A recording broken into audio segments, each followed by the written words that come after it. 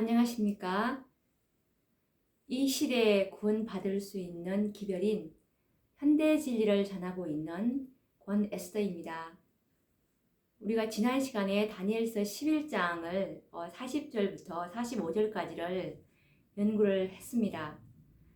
오늘부터는 이제 다니엘서 12장을 연구를 해 보려고 하는데, 우선 하나님의 말씀 다니엘서 12장 1절부터 2절까지를 한번 읽어보도록 하겠습니다.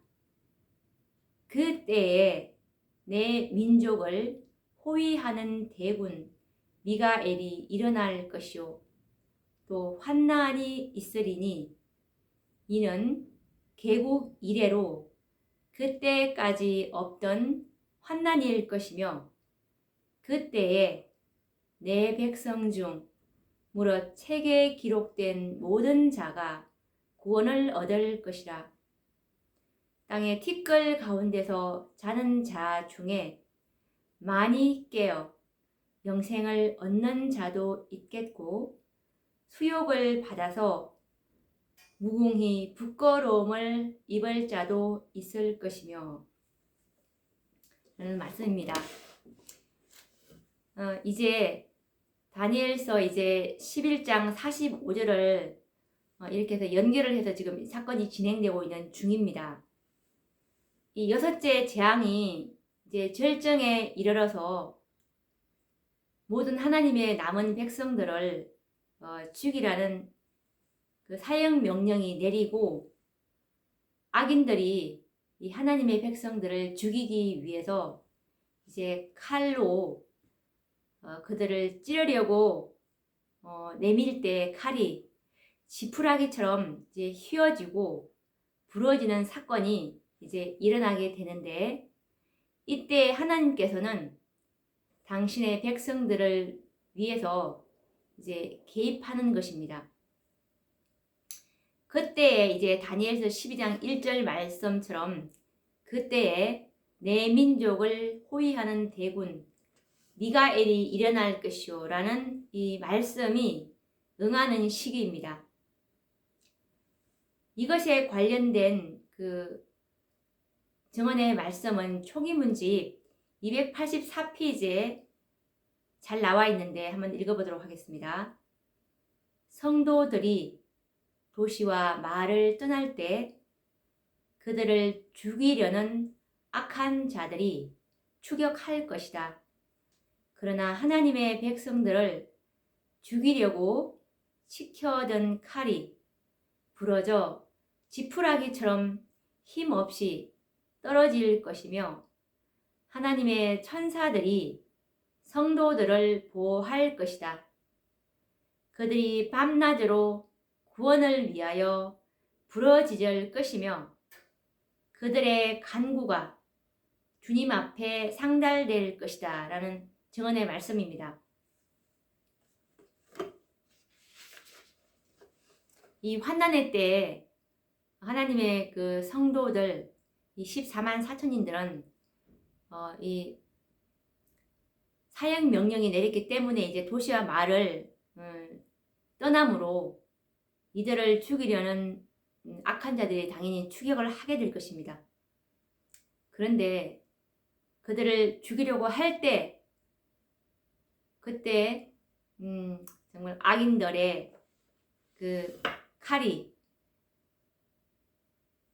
그들이 죽이려고 신용을 하는 것이 아니라 실제로 이제 죽이려고 하는데 그때 칼이 지푸라기처럼 휘어지는 그런 사건이 일어나게 된다는 그런 예언이죠. 이때에 이제 하늘에서는 되었다라는 그 아버지 하나님의 음성이 발해지고 땅에서는 7째 재앙이 시작이 되는데요. 하늘에서는 100건이나 되는 그 우박이 떨어지고 지진이 일어나고 그리고 땅이 갈라지면서 땅의 티끌 가운데서 자는 자 중에 많이 깨어 영생을 얻는 자도 있겠고 수욕을 받아서 무궁히 부끄러움을 입을 자도 있을 것이라는 이 다니엘서 12장 2절에 특별부활이라는 사건이 일어나게 됩니다.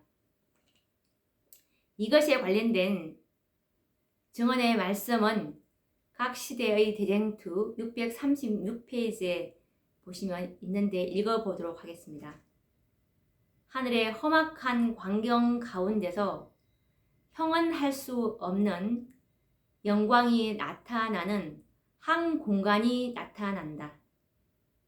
거기서 되었다라는 요한계시록 16장 17절에 그 되었다라는 말씀이 많은 물소리와 같은 하나님의 음성이 들려온다라는 증언의 말씀입니다.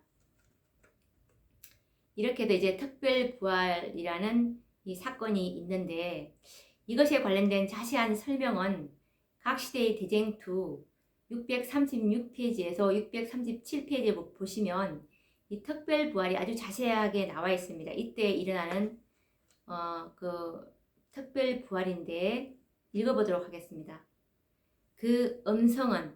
이 음성은 아버지 하나님의 음성입니다. 요한계시록 16장 17절에 되었다라는 그 음성은 아버지 하나님의 음성입니다. 그 음성은 하늘과 땅을 진동시킨다. 큰 지진이 일어난다. 사람이 땅에 있어 오므로 이같이 큰 지진이 없었더라. 이 말씀은 요한계시록 16장 18절에 있습니다. 하늘은 열렸다 닫혔다 하는 것 같이 보인다. 하나님의 보좌에서 나오는 영광이 사방으로 퍼져가는 것처럼 보인다. 산들은 마치 바람에 불리는 갈대와 같이 흔들리고 거친 바위들이 사방으로 흩어진다. 큰 폭풍우가 몰려오는 것과 같은 소리가 난다. 바다에서는 사나운 물결이 서로 부딪힌다. 마치 파괴 행위를 하는 악마의 소리 같은 태풍의 무서운 소리가 들린다. 온 지구는 바다의 물결처럼 아래 위로 요동하며 그 표면은 파괴된다. 땅의 기초 자체가 무너져 버리는 것 같다. 산맥들은 가라앉고 사람들이 거하는 섬들은 자취 없이 사라진다.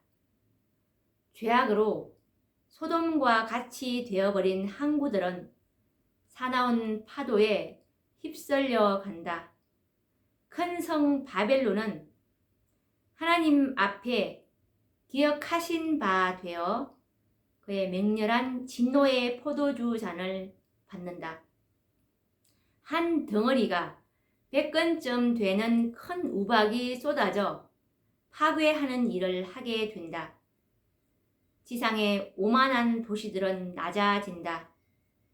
세상의 큰 인물들이 그들 자신에게 영광을 돌리기 위하여 그들의 재산을 허비하여 건축한 화로운 건물들이 그들의 목전에서 무너져 내린다. 감옥의 벽들은 무너지고 믿음 때문에 속박되었던 하나님의 백성들은 해방된다. 무덤은 열리고 땅의 티끌 가운데서 자는 자 중에 많이 깨어 영생을 얻는 자도 있겠고 수욕을 받아서 무궁히 부끄러움을 입을 자도 있을 것이다. 셋째 천사의 기별을 믿고 죽은 사람들은 모두 영화롭게 된 몸으로 무덤에서 나와 하나님의 율법을 지킨 자에게 주는 하나님의 평화의 언약을 듣는다. 그를 찌른 자들, 그리스도의 죽음의 고통을 조소하고 조롱한 자들, 그리스도의 진리와 그분의 백성들을 몹시 핍박한 자들도 또한 일어나서 영광 중에 계신 그분을 쳐다보고 충성되고 온순한 사람들에게 주어지는 영광을 보게 된다. 라는 지금 이 증언의 말씀을 우리가 살펴봤는데, 요한계시록 16장 17절에 되었다라는 이 아버지 하나님의 음성은 이제 일곱째 재앙의 시작입니다.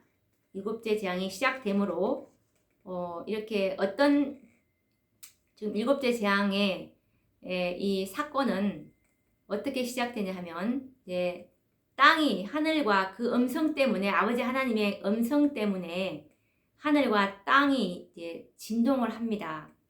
이렇게 해서 이제 큰 지진이 일어나고 정말 이 지진은 사람이 땅에 있어 오므로 이같이 큰 지진은 없더라라는 정말 큰 이 세상에 있은 이래로 가장 큰 지진이 이제 일어나게 됩니다. 그리고 또 하늘은 어떤 광경이냐 하면 하늘은 이제 열렸다 닫혔다 하면서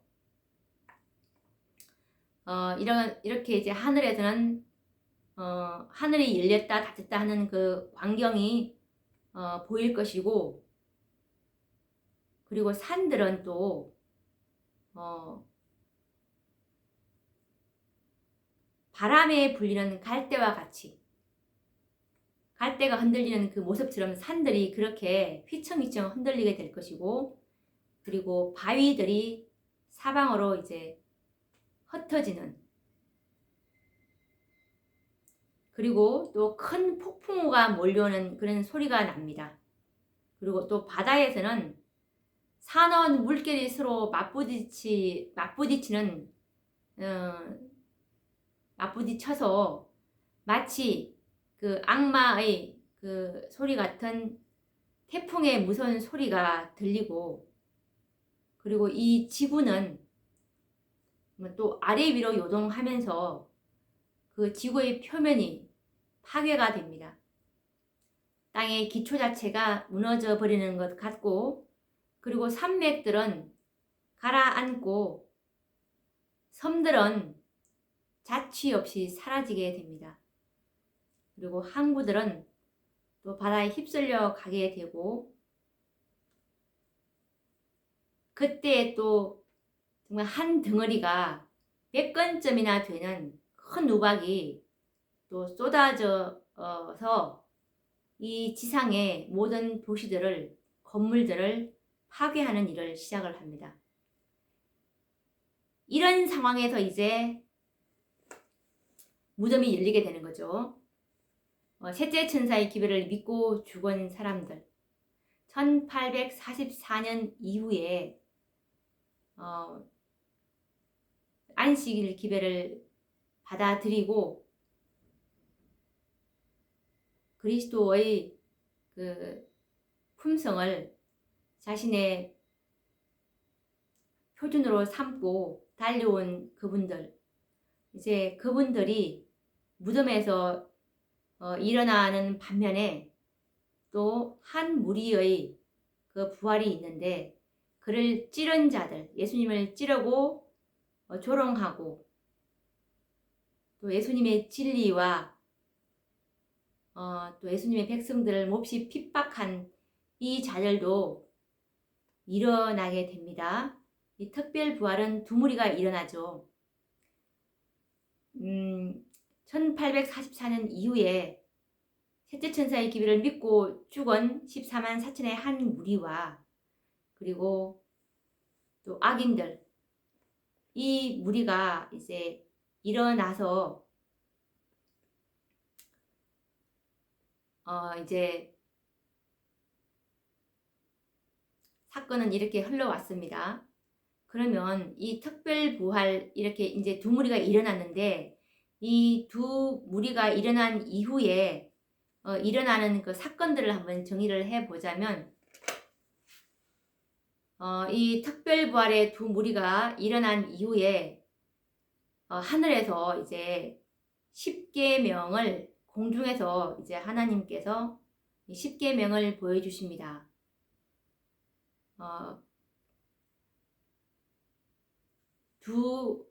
접쳐진 두 돌비를 이렇게 하나님께서 펴주시면서 넷째 계명의 안식일이 살아계신 하나님의 인이 됨을 이제 그들은 보게 되고 너무 늦게 깨닫는 거죠. 안식일의 중요성을.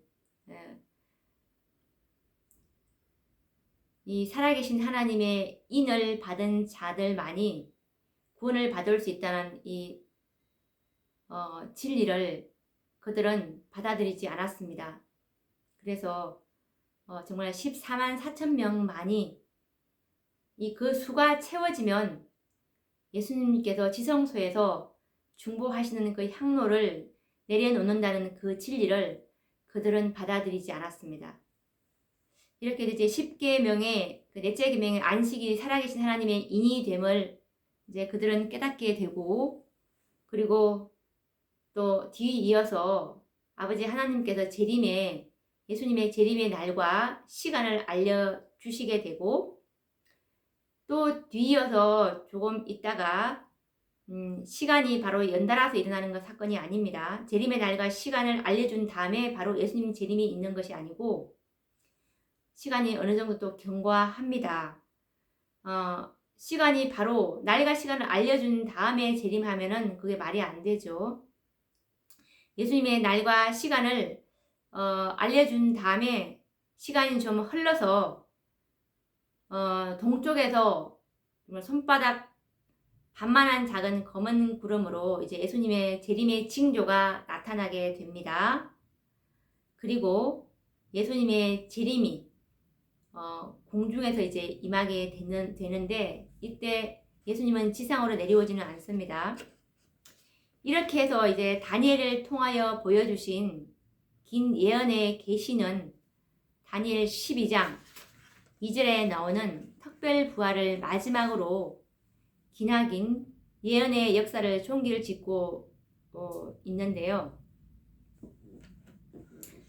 우리가 이 다니엘서 12장 3절 말씀을 보시면 지혜 있는 자는 궁창의 빛과 같이 빛날 것이요 많은 사람을 옳은 대로 돌아오게 한 자는 별과 같이 영원토록 비치리라는 이 말씀이 있습니다. 하나님께서는 이 당신의 노종 다니엘에게 지혜 있는 자는 궁창의 빛과 같이 빛날 것이요 많은 사람을 옳은 대로 돌아오게 한 자는 별과 같이 영원토록 비치리라 라는 이 의미 있는 교훈을 주시면서 이제 다니엘과 이제 이별을 구하려고 하는데, 그러면서 어떤 말씀을 하시냐면 다니엘서 12장 4절 말씀을 보시면 다니엘아 마지막 때까지 이 말을 간수하고 이 글을 봉함하라. 많은 사람이 빨리 왕래하며 지식이 더하리라 라는 말씀에서 다니엘에게 지금까지 보여주신 모든 계시는 마지막 때에 적용될 예언임을 분명하게 말씀을 하시고 계십니다. 그 징조로서 많은 사람이 빨리 왕래하며 지식이 더하리라 라고 하셨던 것입니다. 그리고 덧붙여서 한때, 두때, 반때를 하시는데 이것은 다니엘의 모든 예언의 확실한 기준이 될 것이었습니다. 이것에 관련된 성경 말씀은 다니엘서 12장 7절을 보면 알 수가 있는데, 세마포 옷을 입고 강물 위에 있는 자가 그 좌우 손을 들어 하늘을 향하여 영생하시는 자를 가리켜 맹세하여 가로되 반드시 한때, 두때, 반때를 지나서 성도의 권세가 다 깨어지기까지니 그렇게 되면 이 모든 일이 다 끝나리라 하더라 라는 말씀입니다. 다니엘은 자신이 받은 모든 계시에 대해서 명확한 깨달음은 없었습니다. 그런데 다니엘은 더 이상 이 장래에 대해서 질문하는 것을 이제 허락을 받지 못합니다. 다니엘서 12장 8절 말씀을 보시면 내가 듣고도 깨닫지 못한지라 내가 가로되 내 주여 이 모든 일의 결국이 어떠하겠삼나이까. 이 모든 일의 결국이 어떠하겠삼나이까 라는 이 다니엘의 질문에 예수님께서는 직접 대답하지 않으십니다. 그런데 예수님께서 이 다니엘의 질문에 어떻게 응답을 하시냐 하면 다니엘서 12장 9절에서 10절 말씀을 보시면 가로되 다니엘아 갈지어다 대저 이 말은 마지막 때까지 간수하고 봉함할 것임이니라. 많은 사람이 연단을 받아 스스로 정결케 하며 희게 할 것이나 악한 사람은 악을 행하리니 악한 자는 아무도 깨닫지 못하되 오직 지혜 있는 자는 깨달으리라 라고 대답을 하셨습니다. 다니엘의 질문에. 이처럼 다니엘에게는 봉함된 예언들이지만 마지막 때에 살고 있는 이 마지막 세대들에게 공개될 예언이었던 것입니다. 그러나 많은 시련과 연단을 받아서 자신을 스스로 정결케 하는 자들에게만 이것은 공개될 예언이었고 믿음으로 말씀을 순종하면서 살아가는 지혜 있는 자들만이 깨닫게 되리라는 약속이었던 것입니다. 그렇기 때문에 이때야말로 스스로 자신을 정결하게 하고 그리고 경건한 마음으로 예언의 말씀들을 상고해야 할 때라고 생각을 합니다. 이들에게 하나님의 비밀이 이 비밀의 경륜과 예언의 말씀은 깨닫게 그분께서 하실 것이었습니다. 그런데 악한 자들은 아무도 이 놀라운 예언들을 깨닫지 못할 것이라는 말씀을 덧붙여 하셨던 것입니다.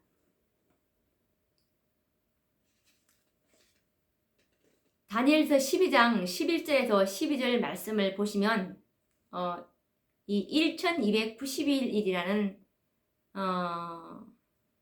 이 숫자가 나오는데 이것이 어떻게 적용을 해야 하는지에 대해서 연구를 해보도록 하겠습니다. 다니엘서 12장 11절에서 12절 말씀을 보시면 매일 드리는 제사를 폐하며 멸망케 할 미운 물건을 세울 때부터 1290일을 지낼 것이요 기다려서 1335일까지 이르는 그 사람은 복이 있으리라 라는 이 말씀이 있습니다. 여기서 이 1290일과 1335일의 기산점은 법안권의 교리들이 확립되어서 교권이 확립된 시기가 이제 500 AD 508년을 기산적으로 잡습니다. 법안권의 교권이 확립된 그 시기가 AD 508년으로부터 시작을 하면은 1290일의 예언을 적용해 볼 때 이 법안권의 세력이 끝나는 때가 1798년까지 정확하게 1290일이 되는데 이 일은 연으로 이제 우리가 계산하는 법을 잘 알죠. 그래서 1290년이 되는 것입니다. 끝이 없어 보이던 법왕권의 핍박이 1798년에 끝이 나고 그들의 권세가 무너지는 이 역사의 현장을 목격하는 하나님의 백성들의 감회를 생각해 보면 좋을 것입니다. 법왕권의 멸망은 이들에게는 참으로 감개무량한 일일 것이고, 그리고 목전에서 이 법왕권의 멸망을 보는 것이야말로 하나님의 말씀에 대한 새로운 인식과 아울러서 그들에게는 정말 무한한 영광이고 복이 아닐 수가 없었습니다. 이 1335일의 예언은 법왕권의 교권이 확립된 AD 508년부터 또 적용을 해보자면 이 윌리엄 밀러의 재림 운동으로 세천사의 기별이 이제 전파되기 시작한 1843년부터 1844년에 이르는 기간이 되는데요. 이 기간을 기다린 자들에게 주어진 축복이 무엇이겠습니까?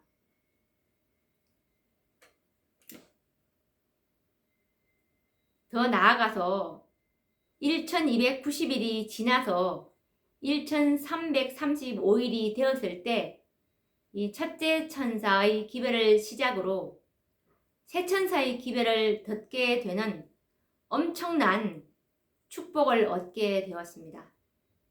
그리하여 이들은 불법의 비밀인 이 법왕권에 의해서 짓밟힌 하늘 성소가 정결케 되리라는 예언의 성취를 보는 것 또한 큰 축복이 아닐 수가 없을 것입니다.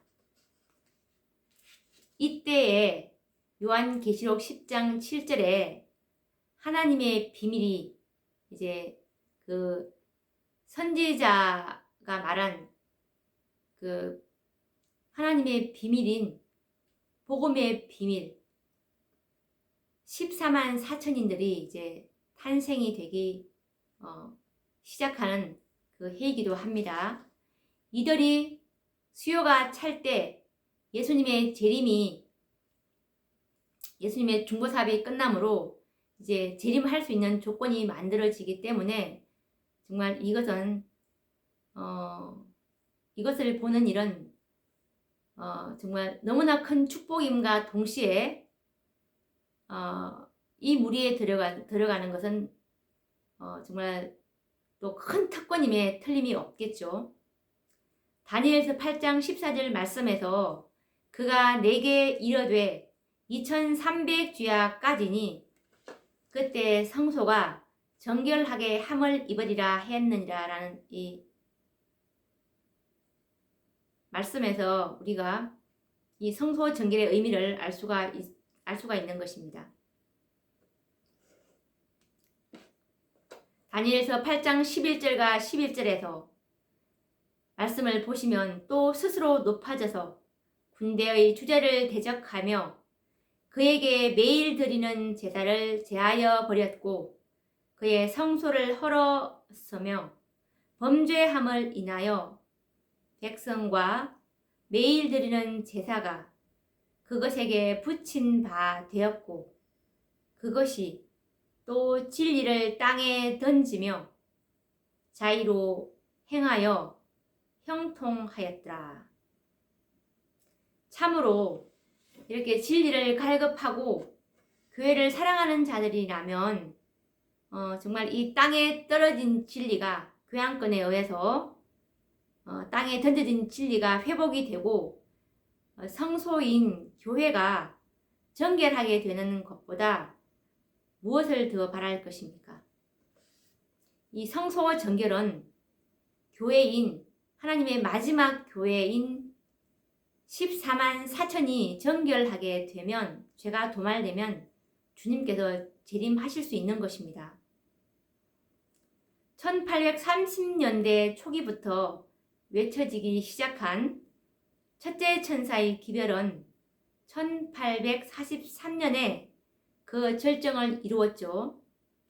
이어서 둘째 천사와 이 셋째 천사의 기별을 들을 수가 있었던 것입니다.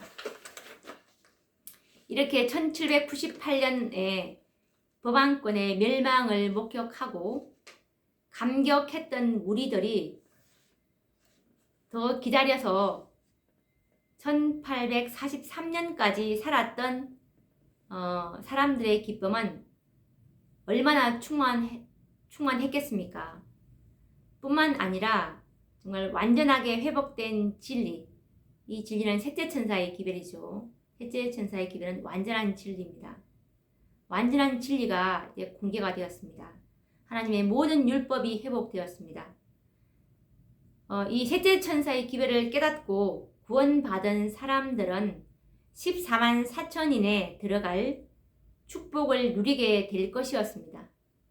이것이야말로 1335일까지를 기다린 이 자들이 누릴 가장 큰 축복이고 특권일 것입니다.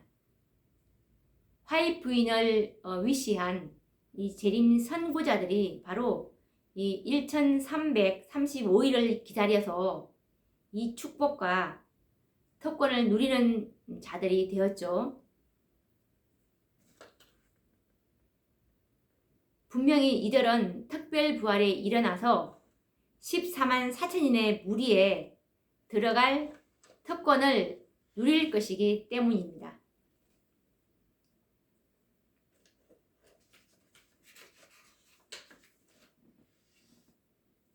그런데 이 1290일과 1335일의 이 예언을 잘못 적용해서 이 시기를 정하는 어떤 부리들이 있는데 정말 이런 견해는 재고의 가치가 없는 사단의 기만이라고 정말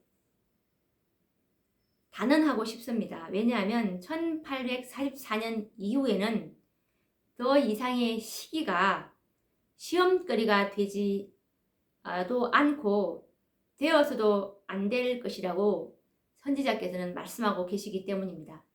이것에 관련된 증언의 말씀은 초기문집 74페이지에 있는데 읽어보도록 하겠습니다. 1844년 이후에는 시기 문제가 시험거리가 되지 않았고 결코 다시는 시험거리가 되지 않을 것이다. 그리고 초기문집 75페이지를 보시면 나는 어떤 이들이 시기를 가르침으로 일어나는 거짓 흥분에 사로잡혀 있는 것을 보았다라는 말씀이 있습니다. 그리고 이 셋째 천사의 기별은 정말 시기보다도 훨씬 더 강한 힘을 갖고 있죠. 그리고 이 셋째 천사의 기별 그 자체의 기초 위에 서 있기 때문에 시기가 그것을 강조할 필요가 없는 것입니다. 가래법은 기별 1권 189페이지를 보시면 우리는 시기에 관한 자극을 받는 데서 신앙생애를 유지하려 해서는 안 된다. 또한 우리는 하나님께서 밝혀주시지 않으신 때와 시기에 관한 공론에 몰두되어서도 안 된다. 예수님께서는 당신의 제자들에게 정확한 시기를 가르쳐 주신 것이 아니라 깨어 있으라고 말씀하셨다.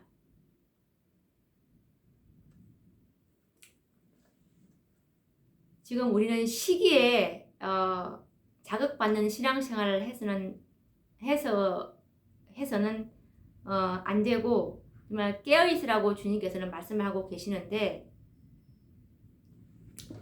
주님께서는 이 교회증은 7권 44페이지를 통해서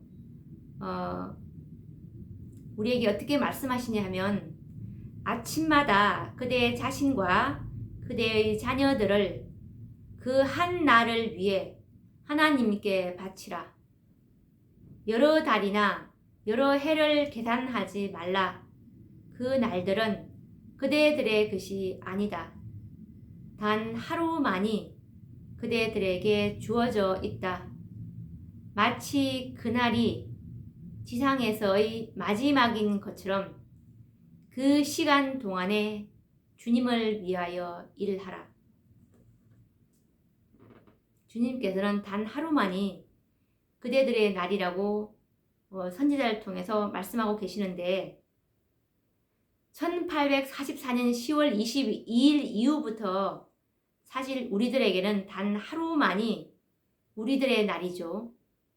내일은 우리들의 날이 아닙니다. 왜냐하면 우리의 날은 오늘밖에 없기 때문이고 매일 우리는 정말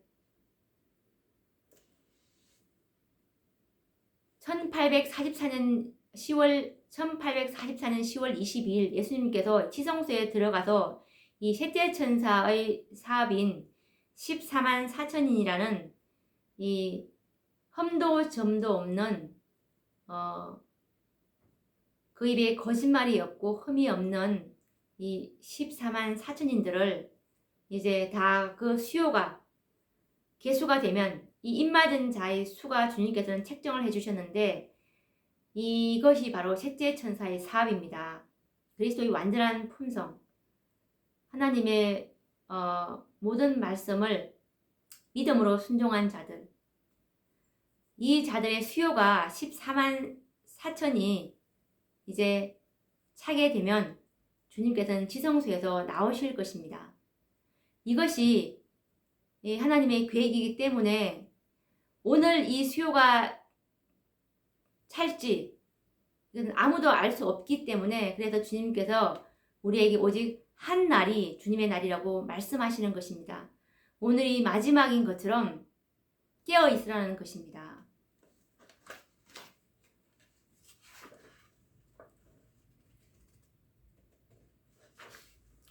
오늘 우리가 이 다니엘서 12장을 이제 살펴보았는데